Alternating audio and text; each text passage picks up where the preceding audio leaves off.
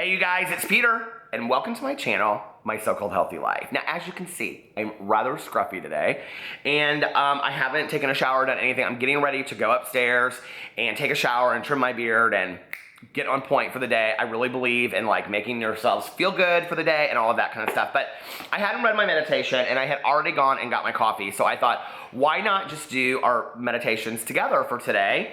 And so I read through the meditation books kind of quickly. I just looked through them. And the one that I picked is actually from The Language of Letting Go by Melody Beatty, who is also the author of Codependent No More. I've talked a lot about Codependent No More on this channel. It's one of my all-time favorite self-help books.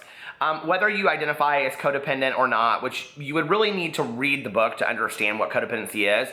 And Melody Beatty is kind of the person who defined codependency and originated it.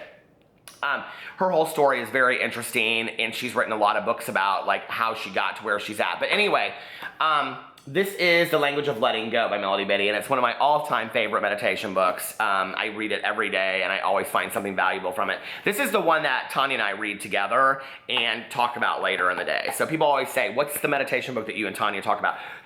Now, I had to buy a new one not too long ago, so you can see mine is like almost brand new, even though I got it at Half Price Books. Tanya's is very weathered. Mine had completely fallen apart. So, oh look, I have something highlighted. Should we see what it says? It says, the defects of character. Oh, it's about step 6 in 12-step program. So today, June 19th, is about making life easier. Life doesn't have to be hard. Yes, there are times we need to endure, struggle through, and rely on our survival skills. But we don't have to make life, growth, recovery, change, or our day-to-day affairs that hard all the time. Having life be that hard is remnant of our martyrdom, a leftover from old ways of thinking, feeling, and believing. We are worthy, even when life isn't that hard. Our value and worth are not determined by how hard we struggle. If we're making it that hard, we may be making it harder than it needs to be, said one woman. Learn to let things happen easily and naturally. Learn to let events and our participation in them fall into place. It can be easy now, easier than it had been.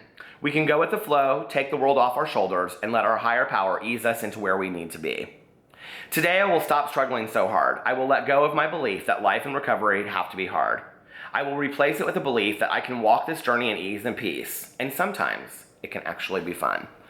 I think that this meditation goes along a lot with what I've been talking on here about, is getting to that place of peace and serenity where we just kind of flow with the river of life. And I know that that sounds completely cheesy and corny, but if you really think about like what your life looks like on a daily basis and how much you resist to things, like even just about like, you know, making dinner, or, you know, like, going and running these errands, and you're like, oh, I don't want to run these errands, but if you think to yourself, oh, this will be fun, like, I don't know who I'll see there, or, you know, I might run into some kind of crazy situation that happens, or I'll listen to an audiobook while I'm running errands, or I'll dance in the car to some music. You kind of can just flow with the journey of life instead of have to be so resistant to it. And I think it's a really valuable lesson, you know, and I think it's a reminder on a daily basis. And one of the reasons why I love the meditation books is because they are daily reminders to me to continue to live that way.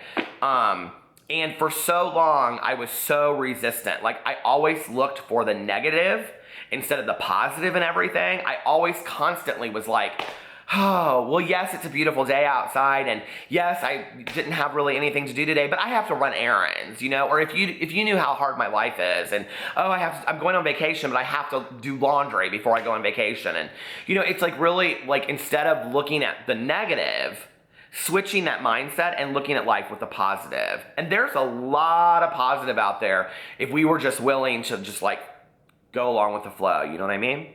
So try that for even just today, you know, just for today, just try to float along with the river of life and, you know, focus away from the negative and more on the positive. Trust me, it will help.